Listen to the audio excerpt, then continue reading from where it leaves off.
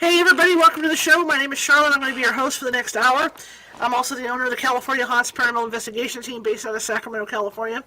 We're 45 strong up and down the state, and that means if you have a paranormal problem, we can help you out. It may take us a while to get to you. California is like this really huge state, but we will get to you. And in the case that we can't get to you right away, we do have psychics on staff who can call you and talk to you about what may or may not be going on in your home.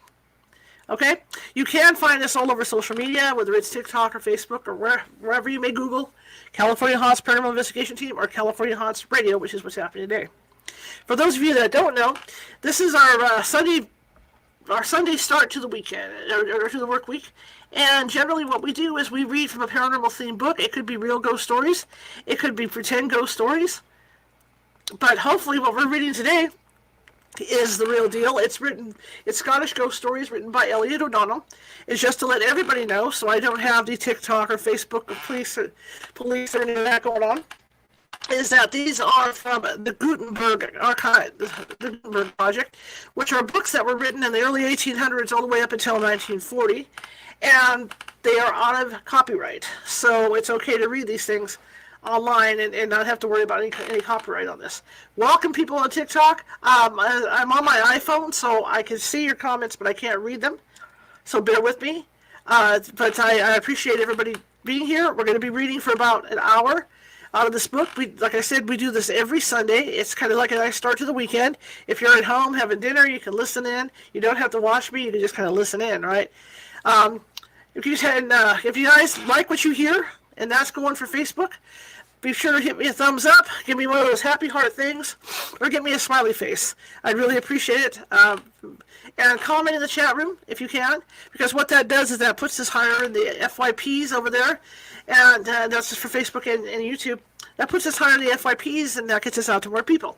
Same thing with TikTok. If you could do me a favor and double tap that screen today to help me, my goal is 1,000 likes today. So if you could help me out with that, I'd really appreciate it. I also have some night helms up there. I'm trying to get 100 of those, because anything that I make off of here, which is pretty much half of what TikTok takes, goes back into the show. It goes back into a phony internet and everything with the show.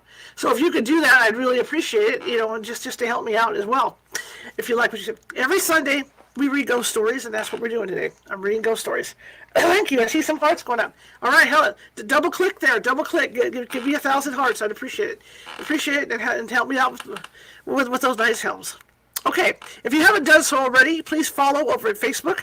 Always looking for followers. If you haven't subscribed already at YouTube, please feel free to do that. That's youtube.com/@CaliforniaHauntsRadio. We do a show Sunday through Friday every week, and like I said, Sunday is the day I read from a book, and then the rest of the week we have really cool paranormal guests on. So if you guys are interested in that, come on over to YouTube for now. I don't have TikTok set up for that yet, but I'm working on it. Okay, I want to welcome everybody. We're going to get into this book, and this book was written by Elliot O'Donnell, and it was written in, I believe, 1821. So there's going to be stuff in here that's not woke, right? Stuff in there that not so offensive, but stuff in there that kind of doesn't work with how we talk and do things today. Okay, so welcome TikTok. Double tap that screen, please.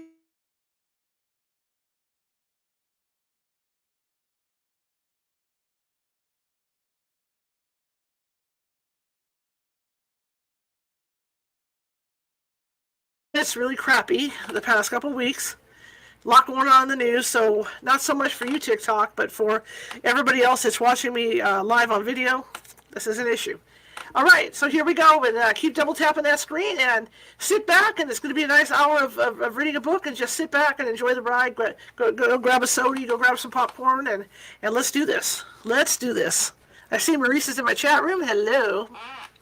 Okay, so we've been reading this book, and we're at Case 4, Jane of George Street of Edinburgh. The news that, for several years, at any rate, George Street, Edinburgh was haunted, wrote a correspondent of mine some short time ago, might cause no little surprise to many of its inhabitants.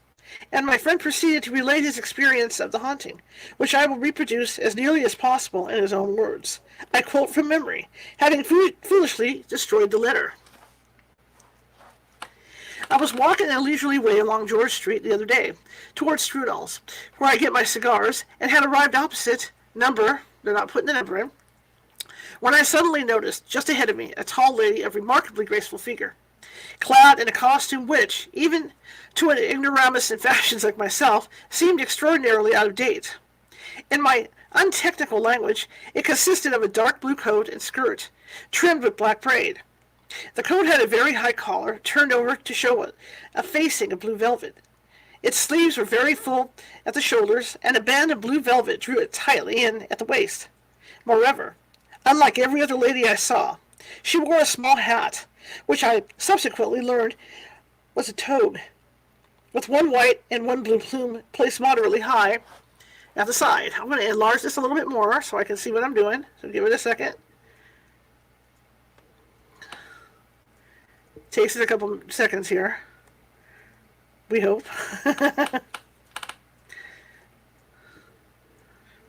Okay. Okay. Moderately high, where is it? Okay. The only other conspicuous items of her dress, the effect of which was, on the whole, quiet, were white lace gloves, over which dangled gold curved bracelets with innumerable pendants. Shoes, which were of patent leather with silver buckles and rather high Lewis heels, and fine blue silk openwork stockings. So much for her dress. Now for herself. She was a strikingly fair woman, with very pale yellow hair and a startlingly white complexion. And this latter peculiarity so impressed me that I hastened my steps, determining to get a full view of her. Passing her with rapid strides, I looked back, and as I did so, a cold chill ran through me. What I looked at was the face of the dead. I slowed down and allowed her to take the lead. I now observed that, startling as she was, no one else seemed to notice her. One or two people, obviously, though probably unconsciously possessing of the germs of psychism, shivered when they passed her. But as they neither slackened their pace nor turned to steal a second look, I concluded they had not seen her. Without glancing either to the right or left, she moved steadily on, past Moulton's to the confectioner's, past Perrin's, the hatter's. Once I thought she was coming to a halt, and that she intended crossing the road, but no, on and on, till we came to that street. There we were, preparing to cross over, when an elderly gentleman walked deliberately into her. I half expected to hear him apologize, but naturally nothing of the sort happened. She was only too obviously a phantom, and in accordance with the nature of a phantom, she passed right through him. A few yards further on, she came to an abrupt pause, and then, with a slight inclination of her head, as if meaning me to follow, she glided into a chemist's shop. She was certainly not more than 6 feet ahead of me when she passed through the door, and I was even nearer than that to her, when she suddenly disappeared as she stood before the counter. I asked the chemist if he could tell me anything about the lady who had just entered his shop, but he merely turned away and laughed. "Lady," he said, "what are you talking about? You're a bit out of your reckoning. This isn't the 1st of April. Come, what do you want?" I bought a bottle of Formaments, and reluctantly and regrettably turned away. That night I dreamed I again saw the ghost. I followed her up George Street, just as I had done in reality. But when she came to the chemist's shop, she turned swiftly round. "I'm Jane," she said in a hollow voice. Jane, only Jane. And with that name ringing in my ears, I awoke. Some days elapsed before I was on George Street again. The weather had, in the meanwhile, undergone one of those sudden and violent changes, so characteristic of the Scottish climate.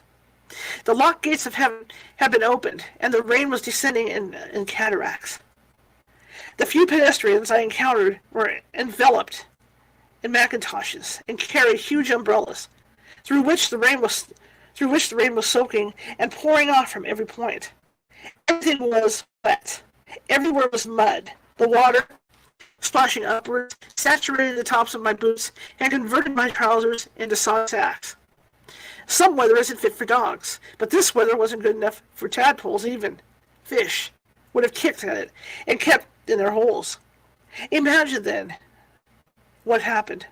Amidst all this aqueous inferno, this slippery, sloppery, filth-bespattering inferno, a spotlessly clean apparition in blue, without either waterproof or umbrella. I refer to Jane. She suddenly appeared as I was passing the Ladies' Tea Association rooms, walking in front of me. She looked just the same as when I last saw her, spick and span and dry. I repeat the word dry, for that is what attracted my attention most. Despite the deluge, not a single raindrop touched her.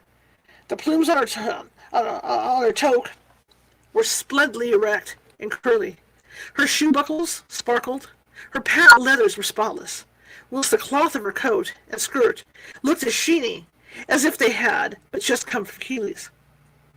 Anxious to get another look at her face, I quickened my pace, and, darting past her, gazed straight into her countenance. The result was a severe shock.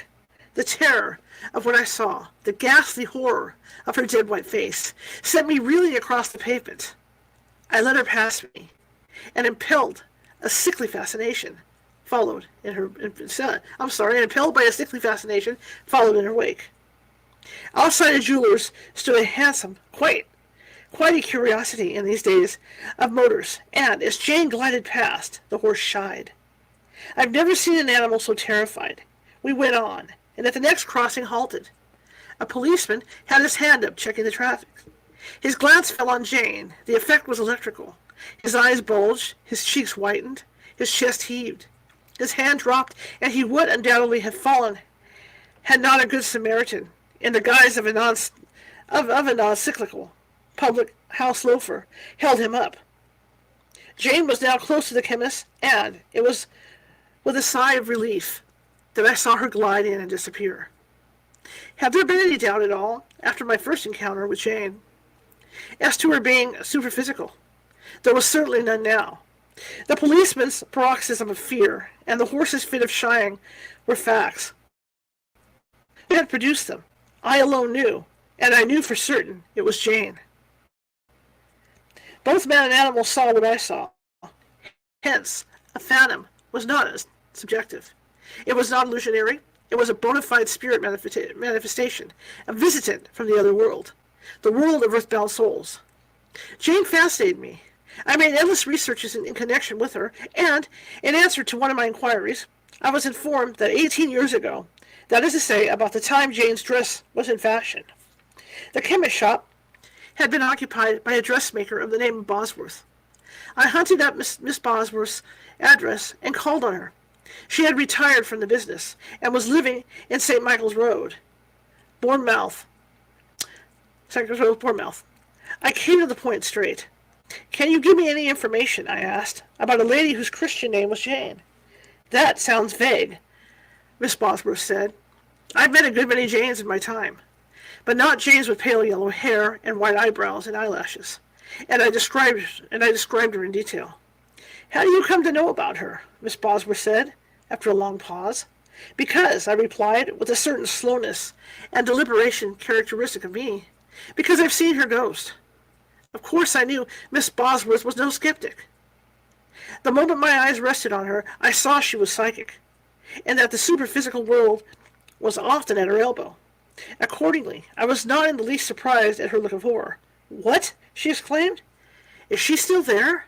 I thought she would surely be at rest now." "Who is she?" I inquired. "Come, you need not be afraid of me. I have come here solely because the occult has always interested me. Who was Jane, and why should her ghost haunt George Street?" "Oh, it happened a good many years ago," Miss Bosworth replied, "in 1892. In answer to an advertisement I saw in one of the daily papers. I called on a Miss Jane Vernelt, Mademoiselle Vernelt, she called herself, who ran a costumer's business in George Street, in the very building, in fact, now occupied by the chemist you have mentioned. The business was for sale, and Miss Vernelt wanted a big sum for it. However, as her book showed a very satisfactory annual increase in receipts, and her clientele included a duchess and other society leaders, I considered the bargain a tolerably safe one, and we came to terms. Within a week, I was running the business, And exactly a month after I had taken it over, I was greatly astonished to receive a visit from Miss Vernell. She came into the shop quite beside herself with agitation. "It's all a mistake," she screamed. "I didn't want to sell it. I can't do anything with my capital. Let me buy it back." I listened to her politely, and then informed her that, as I had gone to all the trouble of taking over the business, and had already succeeded in extending it, I most certainly had no intention of selling it, at least not for some time. Well, she behaved like a lunatic, and in the end created such a disturbance that I had to summon my assistants, and actually turn her out. After that, I had no peace for 6 weeks. She came every day, at any and all times, and I was at last obliged to take legal proceedings. I then discovered that her mind was really unhinged, and that she had been suffering from softening of the brain for many months. Her medical advisers had, it appeared, warned her to give up business and place herself in the hands of trustworthy friends or relations who would see that her money was properly invested. But she had delayed doing so, and when, at last, she did make up her mind to retire, the excitement resulting from so great a change in her mode of living accelerated the disease. And exactly 3 weeks after the sale of her business, she became the victim to the delusion that she was ruined. This delusion grew more and more pronounced as her malady increased, and amidst her wildest ravings, she clamored to be taken back to George Street. The hauntings, indeed, began before she died, and I frequently saw her, when I knew her material body to be under restraint, just as you describe, gliding in and out of the showrooms. For several weeks after her death, the manifestations continued. They then ceased, and I have never heard of her again until now. If I remember rightly, the account of the George Street ghost here terminated, but my friend referred to it again at the close of his letter.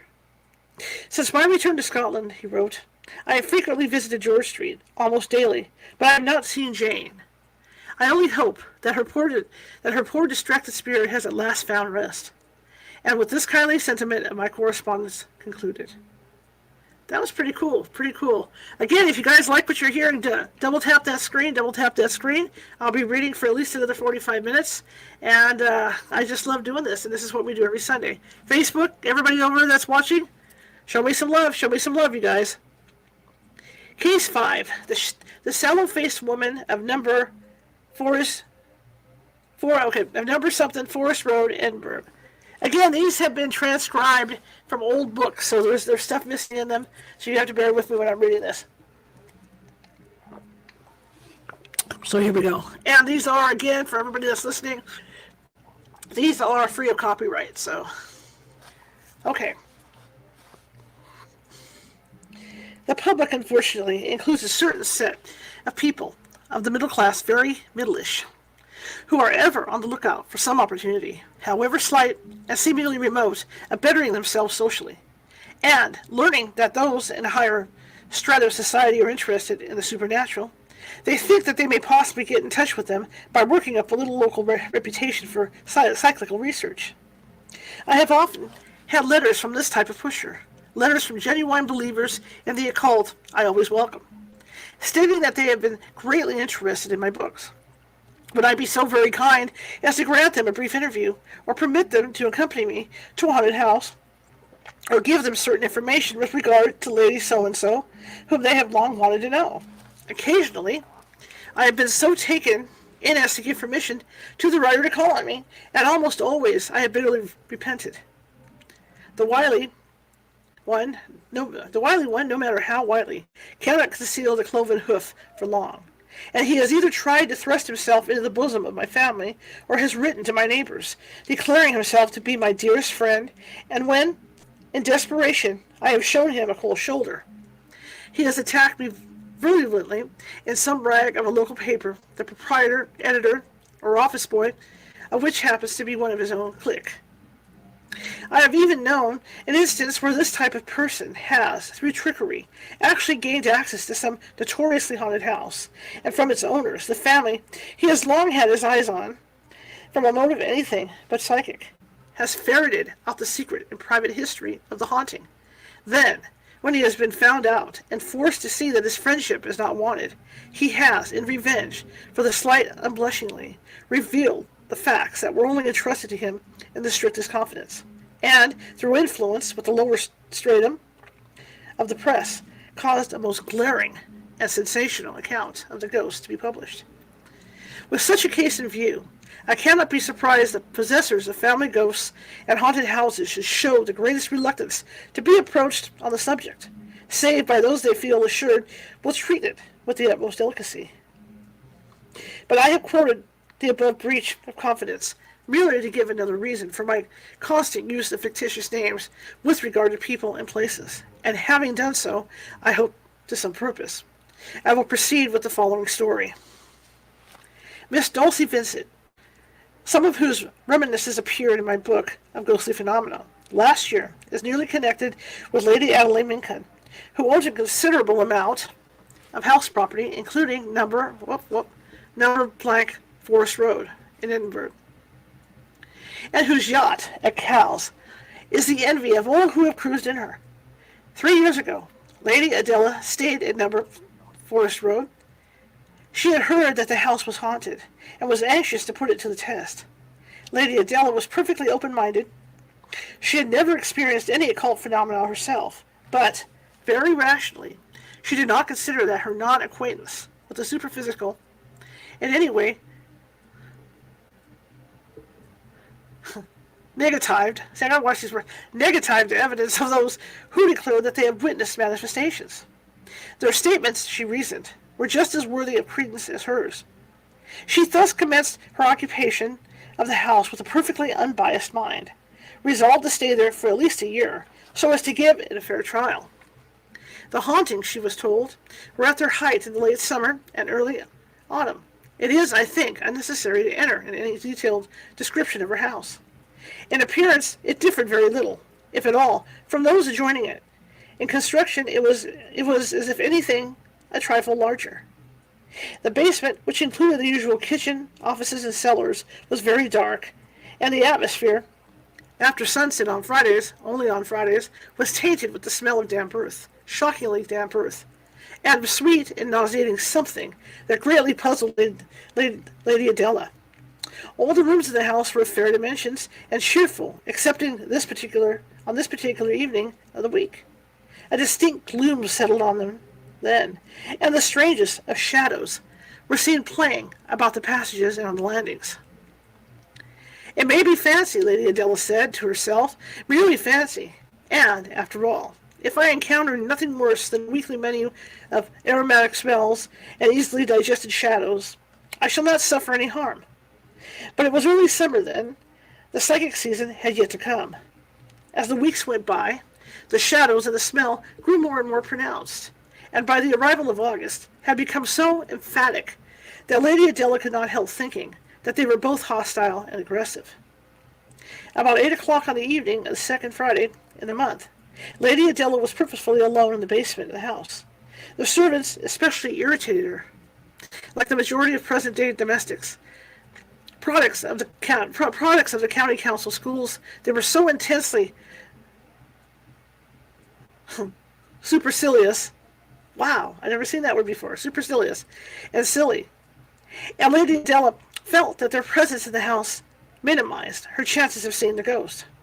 No apparition with the smallest amount of self-respect could risk coming in contact with such inane creatures. So she sent them all out for a motor drive, and for once rejoiced in the house and having the house to herself. A curious proceeding for a lady, true. But then Lady Adela was a lady, and being a lady was not afraid of being thought anything else, and so acted just as unconventionally as she had chose. But stay a moment. She was not alone in the house, for she had 3 of her dogs with her, 3 beautiful boarhounds, trophies of her last trip to the Baltic. With such colossal and perfectly trained companions, Lady Adela felt absolutely safe and ready, as she acknowledged afterwards, to face a whole army of spooks. She did not even shiver when the front door of the basement closed, and she heard the synonymous burring of the motor, drawing the giddy voices of the servants, grow fainter and fainter, until it finally ceased altogether. When the last echoes of the vehicle had died away in the distance, Lady Adela made a tour of the premises. The housekeeper's room pleased her immensely. At least she had persuaded herself it did. Why, it is quite as nice as any of the other rooms upstairs, she said aloud, as she stood with her face to the failing sun, to the failing sunbeams, and rested her strong white hand on the edge of the table. Quite as nice. Carl and Max, come here. But the boarhounds, for once in their lives, did not obey her with a good grace. There was something in the room they did not like, and they showed how strong was their resentment by slinking unwillingly through the doorway. I wonder why that is, Lady Adela mused. I have never known them to do this before. Then her eyes wandered round the walls and struggled in vain to reach the remoter angles of the room, which had suddenly grown very dark. She tried to assure herself that this was but the natural effect of the departing daylight, and that, had she watched in other houses at this particular time, she would have noticed the same thing. To show how little she minded the gloom, she went up to the darkest corner and prodded the walls with her riding whip. She laughed. There was nothing there, nothing whatsoever to be afraid of, only shadows. With a careless shrug of her shoulders, she strutted into the passage and, whistling to Carl and Max, who, contrary to their custom, would not keep to heel, made another inspection of the kitchens. At the top of the cellar steps, she halted. The darkness had now set in everywhere, and she argued that it would be foolish to venture into such dungeon-like places without a light. She soon found one, and, armed with a candle and matches, she began her descent.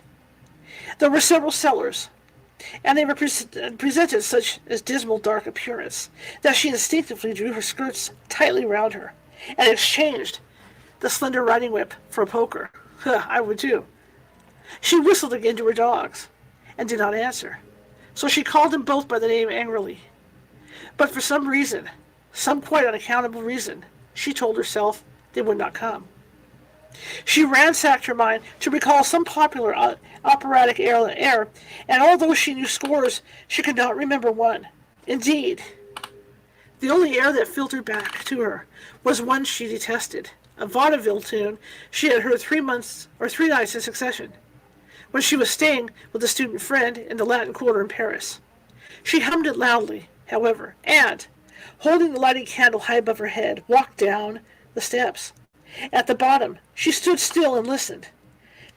From high above her came noises, which sounded like the rumbling of distant thunder, but which, on analysis, proved to be the rattling of window frames. Reassured that she had no cause for alarm, Lady Adela advanced. Something black scudded across the red-tiled floor, and she made a dash at it with her poker. The concussion awoke countless echoes in the cellars, and called into existence legions of other black things that darted hither and thither in all directions. She burst out laughing. They were only beetles. Facing her, she now perceived an inner cellar, which was far gloomier than the one in which she stood. The ceiling was very low, and appeared to be crushed down beneath the burden of stupendous weight, and as she advanced beneath it, she half expected that it would cave in and bury her. A few feet from the center of the cellar, she stopped. Excuse me, I have allergies today. And, bending down, examined the floor carefully. The tiles were unmistakably newer here than elsewhere, and presented the appearance of having been put in at no very distant date.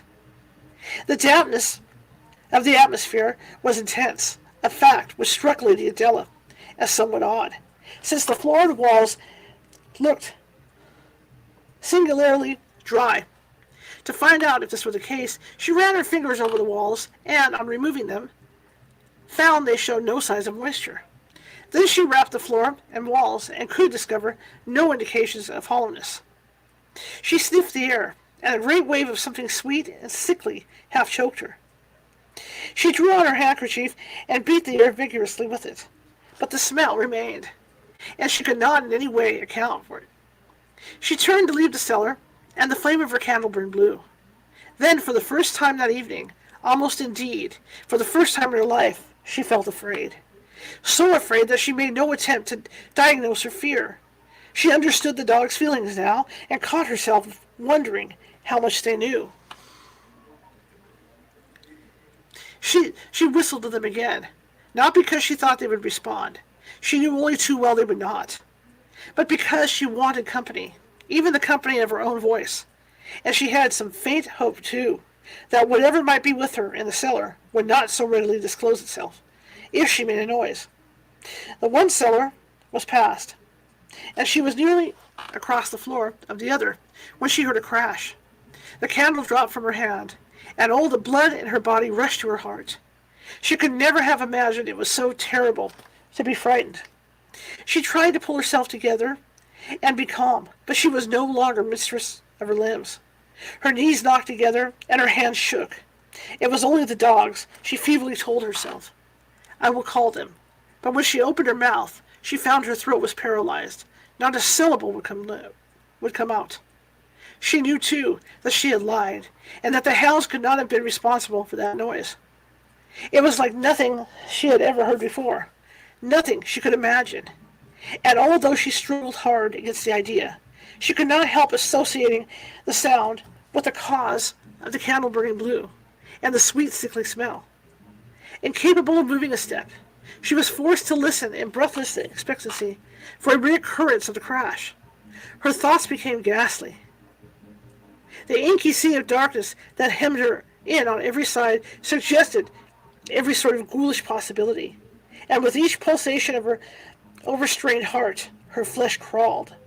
Another sound, this time not a crash, nothing half so loud or definite, drew her eyes in the direction of the steps. An object was now standing at the top of them, and something lurid, like the faint, phosphorescent glow of decay, emanated from all over it. But what it was, she could not for the life of her tell. It might have been the figure of a man, or a woman, or a beast, or anything that was inexpressibly antagonistic and nasty. She would have given her soul to have looked elsewhere, but her eyes were fixed. She could neither turn nor shut them. For some seconds the shape remained, motionless, and then with a sly, subtle motion, it lowered its head and came stealing stealthily down the stairs towards her. She followed its approach like one in a hideous dream, her heart ready to burst. Her brain on the verge of madness. Another step, another, yet another, till there were only 3 left between her and it, and she was at length enabled to form some idea of what the thing was like. It was short and squat, and appeared to be partially clad in a loose, flowing garment that was not long enough to conceal the glistening extremities of its limbs. From its general contour, and from the tangled mass of hair that fell about its neck and shoulders, Lady Adela concluded it was the phantasm of a woman. Its head being kept bent, she was unable to see the face in full, but every instant she expected the revelation would take place. And with each separate movement of the phantasm, her suspense became more and more intolerable. At last, it stood on the floor of the cellar, a broad, ungainly, horribly ungainly figure that glided up to and past her into the far cellar. There it halted, as nearly as she could judge on the new tiles, and remained standing.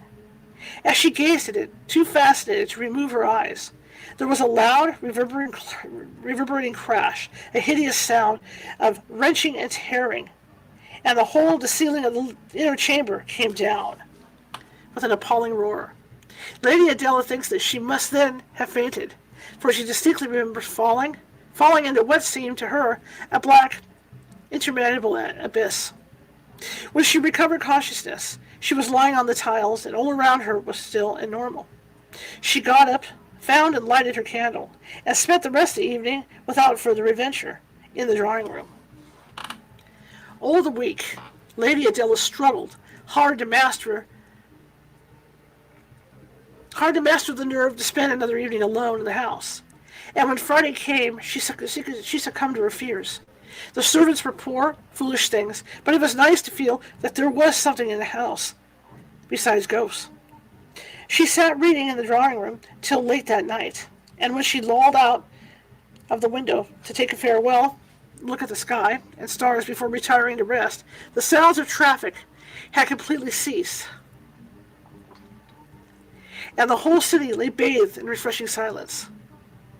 It was very heavenly to stand there and feel the cool, soft air, unaccompanied, for the first time during the day, by the rattling, rumbling sounds of locomotion and the jarring, discordant murmurs of unmusical voices fanning her neck and face. If you like what you hear, double tap that screen, double tap that screen. Lady Adela, used as she was to the privacy of her yacht and the freedom of her big country mansion, where all the sounds were regulated at her will, chafed at the near proximity of her present habitation to the noisy thoroughfare, and vaguely looked forward to the hours when the shops and theaters were closed, and all screeching, harsh-voiced products of the gutter were in bed. To her, the nights in Waterloo Place were all too short, the days too long for anything. The heavy, lumbering steps of a policeman at last broke her reverie. She had no desire to arouse his curiosity. Besides, her costume had become somewhat disordered, and she had had the strictest sense of propriety, at least in the presence of the lower orders. Retiring, therefore, with a sigh of vexation, she sought her bedroom, and, after the most scrupulous attention to her toilet, put out the lights and got into bed. It was just 1 when she fell asleep, and 3 when she awoke with a violent start. Why she started puzzled her. She did not recollect experiencing any very dreadful dream. In fact, no dream at all. And there seemed nothing in the hush, the apparently unbroken hush, that could in any way account for her action. Why then had she started? She lay still and wondered. Sure, everything was just as it was when she went to sleep. And yet, when she ventured on a diagnosis, there was something different, something new. She did not think it was actually in the atmosphere, nor in the silence. She did not know where it was until she opened her eyes, and then she knew. Bending over her, within a few inches of her face, was another face, the ghostly caricature of a human face. It was on a larger scale than that of any mortal Lady Adela had ever seen. It was long in proportion to its width, indeed. Oh, it was long in proportion to its width, indeed. My bad. She could not make out where the cranium terminated at the back, as the hinder portion of it was lost in a mist. The forehead, which was very receding, was partly covered with a mass of lank black hair that fell straight down into space. There were no neck nor shoulders. At least none had materialized. The skin was leaden-hued, and the emaciation so extreme that the raw cheekbones had burst through in places. The size of the eye sockets, which appeared monstrous, was emphasized by the fact that the eyes were considerably sunken. The lips were curled downwards and tightly shut, and the whole expression of the withered mouth, as indeed that of the entire face, was one of bestial, diabolical in nature. Lady Adela's heart momentarily stopped. Her blood ran cold. She was petrified, and as she stared helplessly at the dark eyes pressed close to hers, she saw them suddenly suffuse with fiendish glee. The most frightful change then took place. The upper lip wreathed away from a few greenish-yellow stumps. The lower jaw fell with a metallic click, leaving the mouth widely open, and disclosing to Lady Adela's shocked vision a black and bloated tongue. The eyeballs rolled up and entirely disappeared, whilst their places were immediately filled with the foulest and most loathsome indications of advanced decay. A strong vibratory movement suddenly made all the bones in the head rattle and the tongue wag, whilst from the jaws, as if belched up from some deep-down well, came a gust of wind, putrescent with the ravages of the tomb, and yet, at the same time, tainted with the same sweet, sickly odor with which Lady Adela had latterly become so familiar. This was the culminating act. The head then receded, and, growing fainter and fainter, gradually disappeared altogether. Lady Adela was now more than satisfied. There was not a house more horribly haunted in Scotland, and nothing on earth would induce her to remain in it another night. However, being anxious, naturally, to discover something that might, in some degree, account for the apparitions. Lady Adela made endless inquiries concerning the history of former occupants of the house, but, failing to find out anything remarkable in this direction, she was eventually obliged to content herself with the following tradition. It was said that on the site of No. Forest Road, there had once stood a cottage occupied by two sisters, both nurses, and that one was suspected of poisoning the other, and that the cottage, moreover, having, through their parsimonious habits, got into a very bad state of repair, was blown down during a violent storm, the surviving sister perishing in the ruins. Granted that this story is correct, it was in all probability, the ghost of this latter sister that appeared to Lady Adela. Her ladyship is, of course, anxious to let No. Forest Road, and as only about 1 of 1,000 people seemed to possess the faculty of seeing psychic phenomena, she hopes she may one day succeed in getting a permanent tenant. In the meanwhile, she is doing her level best to suppress the rumor that the house is haunted. That was a pretty good one. That was really a good one. Really good one. I'm going to pop in here and take a look at some comments.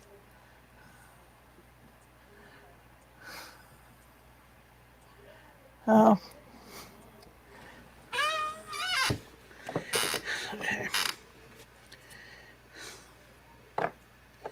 Case 6, the Phantom. I'm trying to read this. The Phantom Regime. Oh, the Phantom Regiment of Killikick rank. I'll show you guys what I'm looking at because this is where I can't read the headlines on here. See, you guys can see that on TikTok better than anywhere else. Let me pull that over. See how it's written? That's why I'm kind of skipping around in here. And the Melinda tarot reading. I don't allow other psychics in my chat rooms, so that was rude of you to do that. I don't come into your chat room and do that stuff. Okay? You're lucky I don't ban you. Okay, so many are the stories that have from time to time been circulated with regard to the haunting of the pass of Killiecrankie by phantom soldiers, but I do not think there is any stranger story than that related to me some years ago by a lady who declared she had actually witnessed the phenomena. Her account of it I shall reproduce as far as possible in her own words. Here we go. Let me commence by stating that I am not a spiritualist, and that I have the greatest possible aversion. Let me get this down to where I can see my equipment here. Okay. And that I have the greatest, the greatest possible aversion to convoking the earthbound souls of the dead. Neither do I lay any claim to mediumistic powers. Indeed, I have always regarded the term medium with the gravest suspicion. I am, on the contrary, a plain, practical, matter-of-fact woman, and with the exception of this one occasion, never witnessed any psychic phenomena. The incident I am about to relate took place the autumn before last. I was on a cycle tour in Scotland, and, making Pitclory my temporary home, rode over one evening to view the historic pass of Killiecrankie. It was late when I arrived there, and the western sky was one great splash of crimson and gold. Such vivid coloring I had never seen before and never have seen since. Indeed, I was so entranced at the sublimity of the spectacle that I perched myself on a rock at the foot of one of the great cliffs that formed the walls of the pass, and, throwing my head back, imagined myself in fairyland, lost, thus in a delicious luxury. I paid no heed to the time, nor did I think of stirring until the dark shadows of the night fell across my face. I then started up in a panic, and was about to pedal off in a hot haste when a strange notion suddenly seized me. I had a latchkey, plenty of sandwiches, a warm cape. Why should I not camp out there till early morning? I had long yearned to spend a night in the open. Now was my opportunity. The idea was no sooner conceived than I put into operation.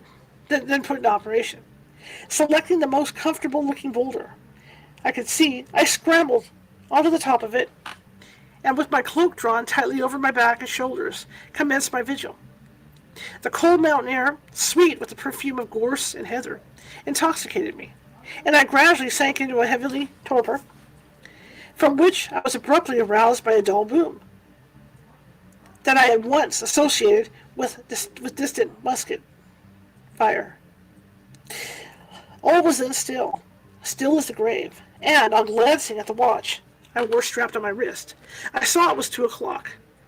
A species of nervous dread now laid hold of me, and 1,001 vague fancies, all the more distressing because of their vagueness, oppressed and disconcerted me.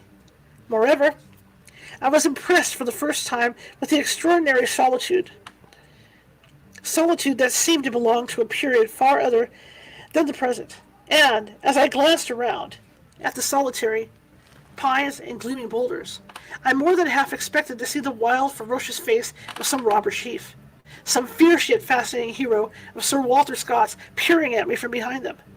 This feeling at length became so acute that, in a panic of fear, ridiculous, puerile fear, I forcibly withdrew my gaze and concentrated abstractedly on the ground at my feet. I then listened, and in the rustling of a leaf, the humming of some night insect, the whizzing of a bat, the whispering of the wind as it moaned softly past me, I fancied, nay, I felt sure I detected something that was not ordinary. I blew my nose, I have to do that too, and had barely ceased marveling at the loudness of its reverberations before the piercing ghoulish shriek of an owl sent the blood in torrents to my heart. I then laughed, and my blood froze as I heard a chorus of what I tried to persuade myself could only be echoes, proceed from every crag and rock in the valley. For some seconds after this, I sat still, hardly daring to breathe, and pretending to be extremely angry with myself for being such a fool. With a stupendous effort, I turned my attention to the most material of things. One of the skirt buttons on my hip. They were much in vogue then, being loose. I endeavored to occupy myself in tightening it, and when I could no longer derive any employment from that, I set to work on my shoes and tied knots in the laces, merely to enjoy the task of untying them. But this too, ceasing at last to attract me, I was desperately racking my mind for some other device when there came again the queer, booming noise I had heard before, but which I could now no longer doubt was the report of firearms. I looked in the direction of the sound, and my heart almost stopped.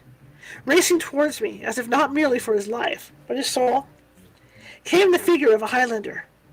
The wind rustling through his long, disheveled hair blew it completely over his forehead, narrowly missing his eyes, which were fixed ahead of him in a ghastly, agonized stare. He had not a vestige of color, and, in the powerful glow of the moonbeams, his skin shone livid. He ran with huge bounds, and, what added to my terror, and made me double aware he was nothing mortal, was that each time his feet struck the hard, smooth road, upon which I could well see there was no sign of a stone, there came the sound, the unmistakable sound of the scattering of gravel. On he came, with cyclonic swiftness, his bare, sweating elbows pressed into his panting sides, his great, dirty, coarse, hairy fists screwed up in bony bunches in front of him, the foam flakes thick on his clenched, grinning lips, the blood drops oozing down his sweating thighs. It was all real, infernally, hideously real, even to the most minute details. The flying up and down of his kilt, sporad and swordless, scabbard, the bursting of the seam of his coat near the shoulder, and the absence of one of his clumsy shoe buckles. I tried hard to shut my eyes, but was compelled to keep them open and follow his every movement, as, darting past me, he left the roadway and, leaping several of the smaller obstacles that barred his way, finally disappeared. He disappeared behind some of the bigger boulders. I then heard the loud rat-tat of drums, accompanied by the shrill voices of fifes and flutes, and at the farther end of the pass, their arms glittering brightly in the silvery moonbeams, appeared a regiment of scarlet-clad soldiers. At the head rode a mounted officer. After him came the band, and then, four abreast, a long line of warriors, in their center two ensigns, and on their flanks officers and non-commissioned officers with swords and pikes, more mounted men bringing up the rear. On they came, the fifes and flutes ringing out with a weird clearness in the hushed mountain air. I could hear the ground vibrate, the gravel crunch and scatter. As they steadily and mechanically advanced, tall men, enormously tall men, with set white faces and livid eyes. Every instant I expected they would see me, and I became sick with terror at the thought of meeting all those pale flashing eyes. But from this I was happily saved. No one appeared to notice me, and they all passed me by without as much as a twist or turn of the head, their feet keeping time to one everlasting and monotonous tramp, tramp, tramp. I got up and watched until the last of them had turned the bend of the pass, and the sheen of his weapons and trappings could no longer be seen. Then I remounted my boulder and wondered if anything further would happen. It was now 2:30, and blended with the moonbeams was a peculiar whiteness, which rendered the whole aspect of my surroundings indescribably dreary and ghostly. Feeling cold and hungry, I set to work on my beef sandwiches and was religiously separating the fat from the lean, for I am one of those foolish people who detest fat, when a loud rustling made me look up. Confronting me, on the opposite side of the road, was a tree, an ash, and to my surprise, despite the fact that the breeze had fallen, and there was scarcely a breath of wind, the tree swayed violently to and fro, whilst there proceeded from it the most dreadful moanings and groanings. I was so terrified that I caught hold of my bicycle and tried to mount, but I was obliged to desist, as I had not a particle of strength in my legs. Then, to assure myself the moving of the tree was not an illusion, I rubbed my eyes, pinched myself, called aloud, but it made no difference. The rustling, bending, and tossing still continued. Summing up courage, I stepped into the road to get a closer view, when to my horror, my feet kicked against something, and on looking down, I perceived the body of an English soldier, with a ghastly wound in his chest. I gazed around, and there, on all sides of me, from one end of the valley to the other, lay dozens of bodies. Bodies of men and horses, Highlanders and English, white-cheeked, lurid eyes, and bloody-browed, a hodgepodge of livid, gory awfulness. Here was the writhing, wriggling figure of an officer with half his face shot away. And there, a horse with no head, and there, but I cannot dwell on such horrors, the very memory of which makes me feel sick and faint. The air, that beautiful, fresh mountain air, resounded with their moanings and groanings, and reeked with the smell of their blood. As I stood rooted to the ground with horror, not knowing which way to look or turn, I suddenly saw drop from the ash the form of a woman, a Highland girl with bold, handsome features, raven black hair, and the whitest of arms and feet. In one hand she carried a wicker basket, in the other a knife, a broad-bladed, sharp-edged, horn-handled knife. A gleam of avarice and cruelty came into her large, dark eyes, as wandering around her they rested on the rich facings of the English officers' uniforms. I knew what was in her mind, and forgetting that she was a ghost, that they were all ghosts, I moved heaven and earth to stop her. I could not, making straight for a wounded officer that lay moaning piteously on the ground, some 10 feet away from me. She spurned with her graceful, slender, peaceful feet the bodies of the dead and dying English that came in her way. Then, snatching the officer's sword and pistol from him, she knelt down and, with a look of devilish glee in her glorious eyes, calmly killed him with her knife. Well, plunged her knife in. Working the blade backwards. Remember, this is just a ghost story, okay? Forward to assure herself she had made a thorough job of it. Anything more hellish I could not have imagined, and yet it fascinated me. The girl was so fair, so wickedly fair and shapely. Her act of cruelty over, she spoiled her victim of his rings, epaulets, buttons, and gold lacing, and, having placed them in her basket, proceeded elsewhere. In some cases, unable to remove the rings easily, she removed the fingers and popped them, just as they were in her basket, just as they were into her basket. Neither was her mode of dispatch always the same, for while she put some men out of their misery in the manner I have described, She did cut the throats of others with this great nonchalance, as if she had been killing fowls, which the others again she settled with the butt ends of their guns and pistols. In all, she unalived a full half score, and was decamping with her booty when her gloating eyes suddenly encountered mine, and with a shrill scream of rage she rushed towards me. I was an easy victim, for strain and pray how I would. I could not move an inch. Raising her flashing blade high over her head, an expression of fiendish glee in her staring eyes, she made ready to strike me. This was the climax. My overstrained nerves could stand no more, and ere the blow had time to descend, I pitched heavily forward and fell at her feet. When I recovered, every phantom had vanished, and the past glowed with all the cheerful freshness of the early morning sun. Not a whit the worse for my venture. I cycled swiftly home, and ate as only one can eat who has spent the night amid the banks and braes of bonny Scotland. That was pretty cool. Okay, you know what?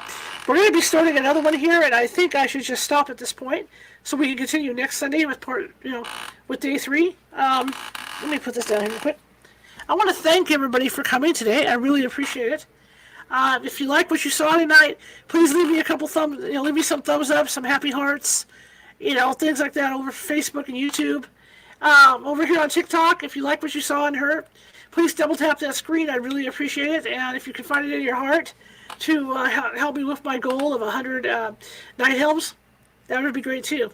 But tomorrow we're going to be back at 6:30 p.m. Pacific on Facebook and the other places. But for you guys on TikTok, I'll be over on my YouTube channel, California Haunts Radio, youtube.com/@California Haunts Radio.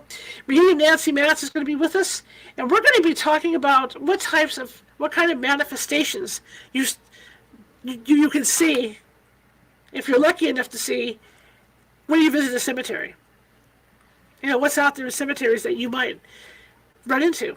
So check that out, 6:30 p.m. Pacific tomorrow. I really appreciate it. Again, I am teaching Ghost Hunting 101 classes next Saturday, 3 p.m. Pacific. If you're interested in learning how to ghost hunt and ghost hunt the proper way with the California Haunts team, that would be great.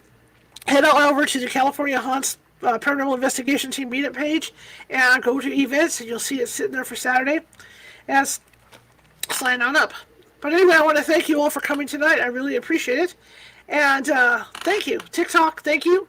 Thank you so much. And for everybody else, if you like the show, share it with 5 people. If you hated the show, share it with 5 of your enemies. We're equal opportunity here at California Haunts Radio. We're just trying to get our name out there, okay? And remember, we don't just read books here. We interview psychics. We interview people about cryptids. We talk about everything. And that is at our YouTube site. All right, well, thank you very much, and I'm going to be signing off here. Have a great rest of your day.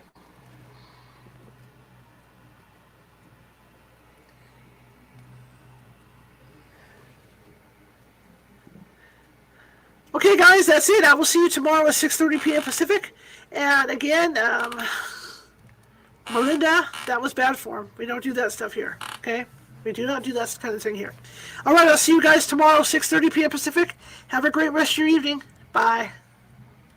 Oh, yeah, you know what? I didn't log in. Let me do this. There we go. Bye. That's one of those days.